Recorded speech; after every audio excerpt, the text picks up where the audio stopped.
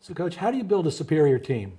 What I've always felt about team building the superior team, the best team, is surrounding yourself with the best people. I always tried to hire the best assistant coaches and let them coach, and then tried to pick the best players and let them play. And I've always felt that the team that makes the fewest errors generally wins the game. And I wanted to be the coach that had the players that made the fewest errors. Does the improvement process ever stop? You know, you never feel like you have all the answers. So I've always felt that there's always more to learn out there. So I'm always searching or continuing to look for improvement in my players. How do you tell if a player has real skills? The way that I try to evaluate a player's skills is that you put him out there and you have all of these different drills for the different positions that a player plays. Offensive line, defensive line, linebackers, defensive backs, running backs, quarterbacks. So you put them through all of these different drills, and if they hold up and if they excel in these drills, then you know that they have the skills that are needed to be the best player that they can be. Coach, how important are the people we don't see? The scouts, the assistant coaches, the trainers, and even the groundskeepers? You know, the people that really don't get the credit that they deserve are the guys that work behind the scenes. You know, the assistant coaches, the people that take care of the field, the ones that take care of the stadium. And I think that on game day, you want everything perfect. So they all have to be evaluated as to what they do to make their responsibility better than they've ever had it before. And that's what I've always tried to do, is exceed expectations. At Summit, service is everything. So we sometimes don't know who's behind the scenes also, but they are the most important people at Summit. You know, being the head man at Summit, I think it's important that you're aware of everything that's going on around you. And sometimes it only takes, you know, a glance, a nod of the head, a pat on the back to make the people realize that you're aware that they're doing everything that they can to be the best that they can be.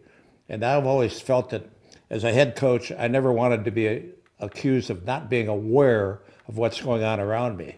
Is the team approach always the better way to go? The team approach is, in my mind, what it's all about. You can have great individual players, and you need great individual players. But a player out there by himself can't get it done. But when he comes into the confines of the team and just fits in as one of the offensive or defensive players, that makes the team better. And that's what wins the game for him, the team being the best that they can be. Are some people just not coachable? You know, through my 33 years as a head coach, I think I found a couple that I would say are not coachable. And the important thing is, as soon as you find that out, you want to head in a different direction. You don't want to continue to work with somebody that's not coachable, that refuses to do any of the things that you, as a leader, ask them to do. So get rid of the non-coachable people. What's the hardest lesson you ever had to teach a player? Well, the hardest thing that I think that I've ever had to teach a player is to make sure that they maximize their ability.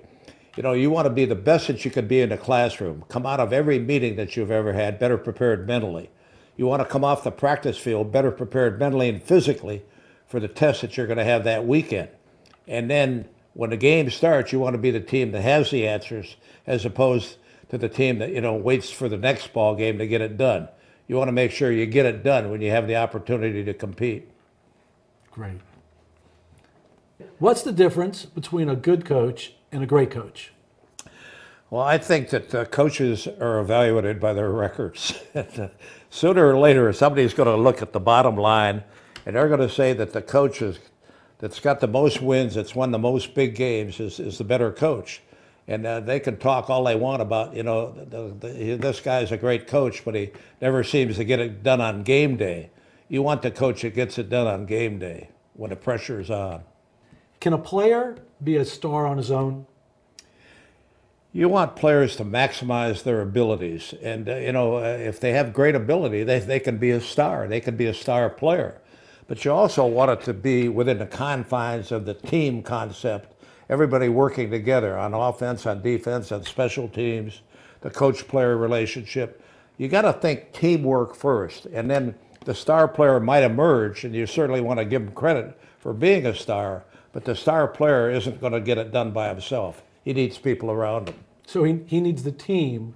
The team is the important The team to thing. build around him so I he can think become in a your star. business and my business, you want to surround yourself with the best people and then give them a job to do. But make sure that you, as a leader or as a head coach, are aware of what your people are doing. Have you seen anything at Summit that impresses you? You know, what I've noticed about my relationship with the people, you being the boss and then the people at Summit, is that we have this team concept. And it makes me relate that much more with you because that's been my whole philosophy. At Summit and the people that you surround yourself with, it's all about team. It's all about getting the job done, maximizing the opportunities that you have. Coach, who teaches a coach to coach?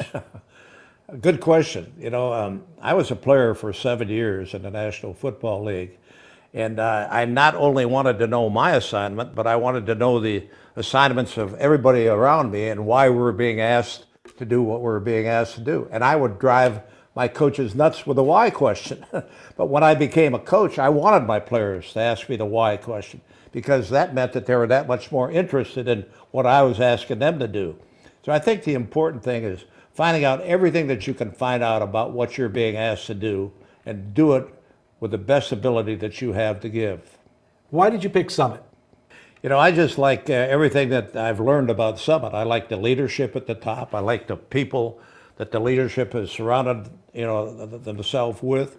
And I like your goals and the way that you go about accomplishing your goals. You're not afraid to go to work, and that's what I like. Somebody that's willing to go to work and somebody that wants to be the best that they can be. All broker-dealers have the same products and services, but it's the quality of service that they deliver. At Summit, we deliver superior service. How important in your life when you go to do something is service? I think it's the most important thing. I think when people go to Summit and they know that they're going to get superior service, that's going to make them want to go back. You know, I'm in the restaurant business also, and we feel that the name might get the people in the door, but the service and the food and the atmosphere are get them to come back for more of the same. So I think that's so important at Summit that you realize that, once you get them in the door, the thing that's going to bring them back is the service and a good feeling that they have about what you want to get accomplished. All right.